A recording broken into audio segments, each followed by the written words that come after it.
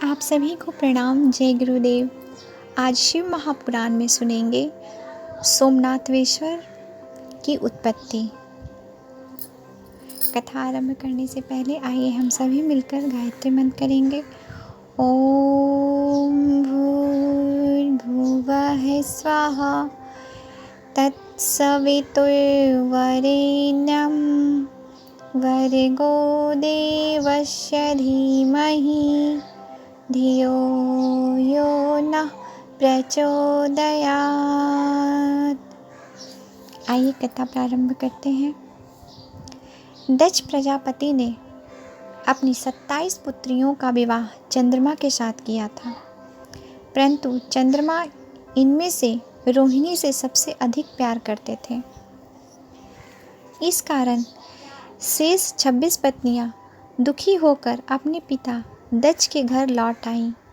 पिता ने अपनी पुत्रियों की बात सुनकर चंद्रमा को समझाया कि हे चंद्रदेव, तुम उत्तम वंश में उत्पन्न होकर ऐसे नीच कार्य क्यों कर रहे हो। किसी के साथ विषमता से न बरतकर समरसता का व्यवहार करो। एक के साथ प्रेम और दूसरों के साथ प्रेम न करने पर मनुष्य को नरक प्राप्त होता है। इस प्रकार दक्ष ने चंद्रमा को बहुत समझाया, परंतु चंद्रमा ने उनकी बात पर कोई ध्यान नहीं दिया। दोबारा रोहिणी की बहनें दुखी होकर सब अपने पिता के घर वापस लौट गई। इस बार दक्ष चंद्रमा के पास गए और बोले, मैं तुम्हें दीनता के साथ समझा चुका हूँ, परंतु तुमने मेरी बात नहीं मानी। अब मैं तुम्हें श्राप देता हूँ कि तुम मलिन होकर छिन्न हो जाओ। इससे चंद्रमा मलिन होकर एकदम छिन्न हो गए। अपने इस दुख को चंद्रमा ने इंद्र आदि देवताओं को बताया और सभी देवताओं ने ब्रह्मा जी के पास जाने की बात कही। तब ब्रह्मा जी ने उन्हें एक उपाय बताया। तुम सब चंद्रमा को लेकर प्रभास नामक क्षेत्र में भगवान शिव का पूजन करो। मृत्युंजय के तप द्वारा आप उनका पूजन तथा जप करो। शंकर भगवान की कृपा से इसके सब कष्ट दूर हो जाएंगे। ब्रह्मा जी के कहने पर सभी देवता और ऋषिगण चंद्रमा को लेकर प्रभास क्षेत्र में सभी तीर्थों का आवाहन कर शिव पूजन करके जप कराया। 10 करोड़ जप करने के पश्चात भगवान भोले शंकर प्रकट हुए तथा चंद्रमा से वर मांगने को कहा। तब चंद्रमा ने अपनी क्षीणता न होने का वर मांगा। भगवान शंकर ने कहा, हे चंद्र, दक्ष प्रजापति का श्राप तो हटाया नहीं जा सकता, परंतु इतना किया जा सकता है कि कृष्ण पक्ष के 15 दिन तक तुम क्षीण होते रहोगे और शुक्ल पक्ष में तुम बढ़ते रहोगे। यह सुनकर चंद्रमा बहुत प्रसन्न हुए तथा सभी देवता भी खुश हो गए। सब भगवान शंकर की स्तुति कर प्रणाम करके अपने अपने स्थान को जाने लगे। तब वहीं पर सबने जाने से पहले सोमेश्वर नाम से शिवजी की पूजा की तथा उसी स्थान पर पार्वती सहित शिवजी को विराजमान रहने की प्रार्थना करके वरदान प्राप्त किया। वहीं पर एक कुंड का निर्माण किया गया और उस कुंड का नाम चंद्र कुंड रखा। इस कुंड में स्नान करने से सभी पापों की निवृत्ति हो जाती है। यही सोमनाथ महादेव जी की महिमा है। आज शिव महापुराण में सुनेंगे महाकालेश्वर की उत्पत्ति। अवंती नाम की एक नगरी में एक शिव भक्त ब्राह्मण रहता था। वह प्रतिदिन नियम पूर्वक पार्थिव शिव पूजन करता था। शिव जी की कृपा से ब्राह्मण को किसी भी चीज़ की कमी नहीं थी। सब प्रकार के सुख भोग कर वह अंत में शिव जी के परम पद को प्राप्त हुआ। उस ब्राह्मण के 4 बेटे थे, जिनका नाम देवप्रिय, मेधाप्रिय, सुकृति और धर्मबाहु थे। ये चारों पुत्र भी अपने पिता की तरह शिव भक्त थे। अवंती नगरी के पास ही रत्नमाला नाम का एक पर्वत था। उस पर्वत पर एक राक्षस रहता था। उसका नाम दूषण था।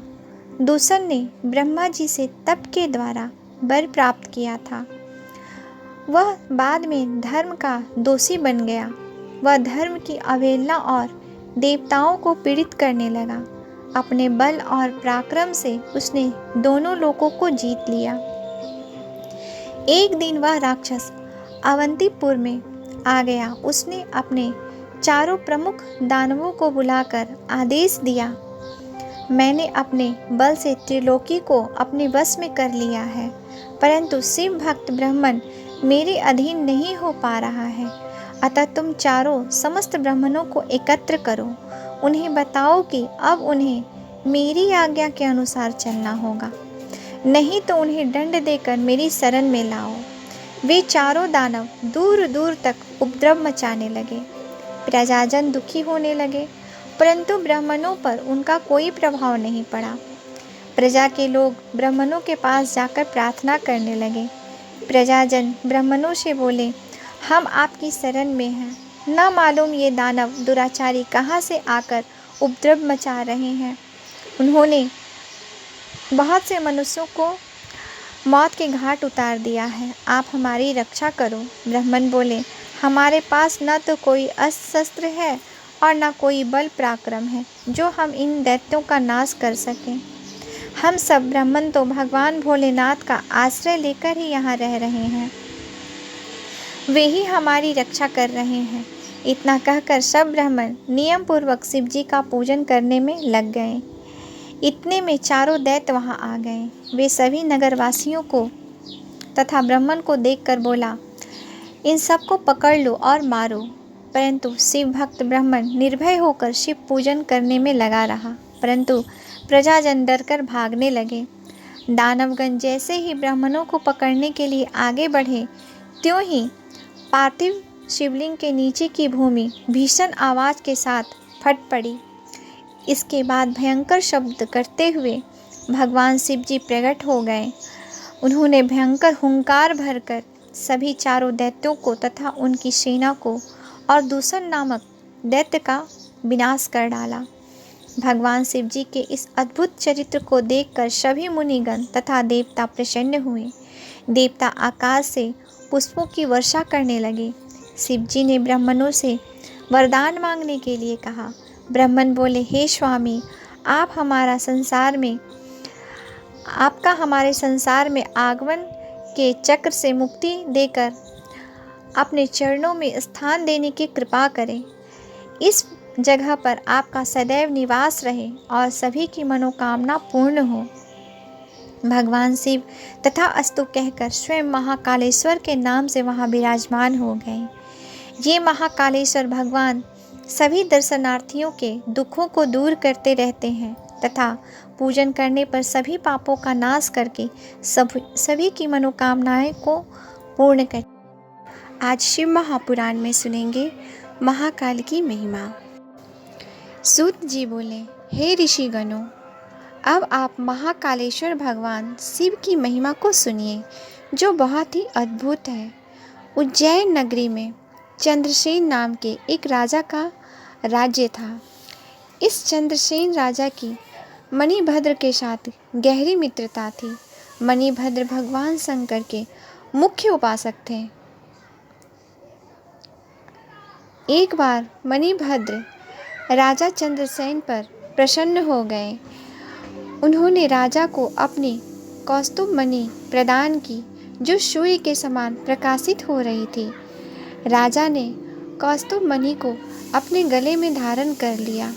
राजा सूर्य के समान चमकने लगे।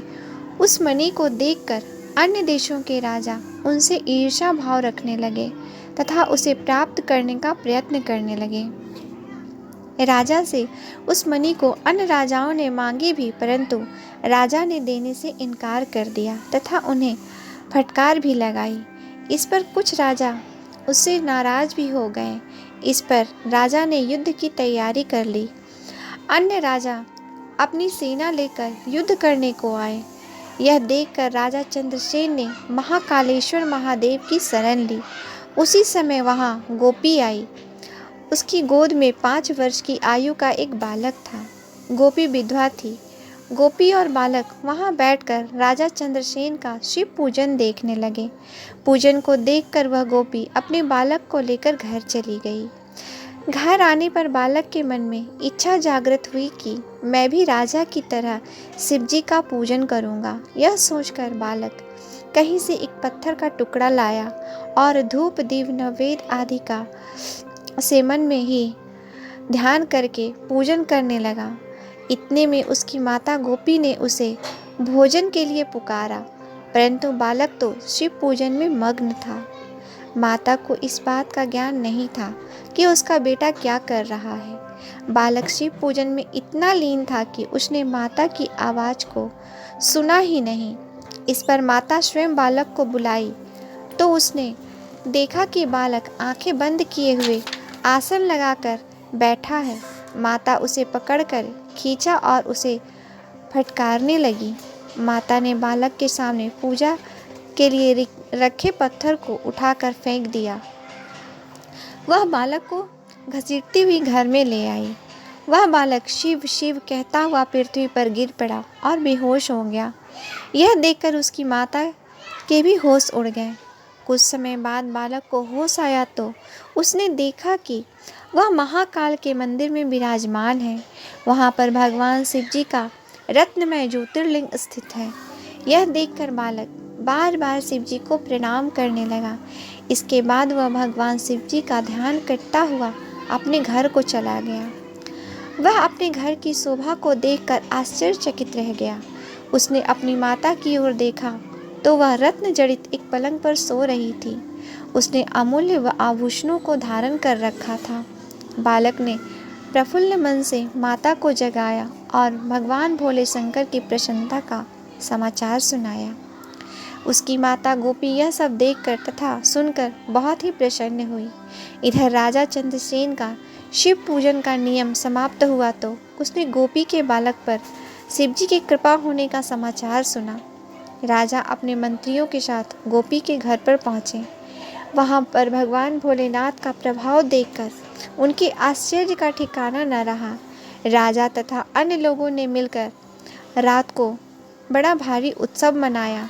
प्रातःकाल होने पर यह समाचार सारे नगर में फैल गया। गोपी के घर को देखने के लिए नगर के लोगों की भीड़ उमड़ पड़ी। राजा चंद्रसेन पर आक्रमण करने वाले अन्य राजाओं ने भी यह समाचार सुना। उन्होंने मान लिया कि उज्जैन नगरी पर भगवान शिव की बड़ी कृपा है। यहाँ का राजा चंद्रसेन शिव जी का परम भक्त है। हम उस पर विजय प्राप्त नहीं कर सकते। उसके साथ तो मित्रता बनाए रखने में ही भलाई है। इस प्रकार सोचकर अन्य राज्यों के राजा गोपी के घर पर भगवान शिव के दर्शनों को आने लगे। वहाँ पर बालक की भक्ति और ज्योतिर्लिंग के दर्शन करके आनंद को प्राप्त हुई। राजा के साथ उनकी मित्रता स्थापित हो गई। इसके बाद प्रत्यक्ष रूप से हनुमान जी प्रकट हुए। उनके दर्शन करके समस्त राजा परम प्रसन्न हुए और अपने को बड़ा भाग्यशाली समझने लगे। प्रेम पूर्वक सभी ने हनुमान जी का पूजन किया। हनुमान जी ने गोपी के बालक को गोद में उठाकर गले से लगा लिया। इसके बाद हनुमान जी सभी राजाओं तथा वहाँ एकत्र मनुष्यों से बोले, सभी इस चराचर जगत के कल्याणकर्ता भगवान शिव हैं। इस गोपी के बेटे ने राजा चंद्रसेन को शिव पूजन करते देखा, उसी तरह इसने भी भगवान शिव की पूजन की। इसका परिणाम यह हुआ कि इसका कल्याण हो गया। जो सब कुछ हमारे सम्मुख है, यह बालक मोक्ष को प्राप्त करेगा। इसके वंश में 8वीं पीढ़ी में एक महान पुरुष उत्पन्न होगा जिसका नाम नंद होगा। उनके घर पर श्री कृष्ण पुत्र रूप में उत्पन्न होंगे। इसकी इसी समय से श्री कट के नाम से प्रसिद्धि होगी। इतना कहकर हनुमान जी अंतर्ध्यान हो गए। राजा चंद्रसेन ने आगंतुक सभी राजाओं का स्वागत सत्कार किया। इसके बाद सभी राजा अपनी अपनी राजधानी को प्रस्थान कर गए। राजा चंद्रसेन और श्रीकट ने विधि पूर्वक भगवान शंकर की आराधना की। इसके बाद वे दोनों इस लोक से सुख भोग कर स्वर्गलोक को चले गए। उन्हें दुर्लभ मोक्ष की प्राप्ति हुई। यह शिव कृपा का बहुत ही सुंदर उदाहरण है। इसके श्रवण करने मात्र से ही सभी प्रकार के कष्ट दूर हो जाते हैं तथा उन पर भगवान शंकर की सदैव कृपा बनी रहती है। आज के लिए यहीं तक। आप सभी को प्रणाम। जय गुरुदेव।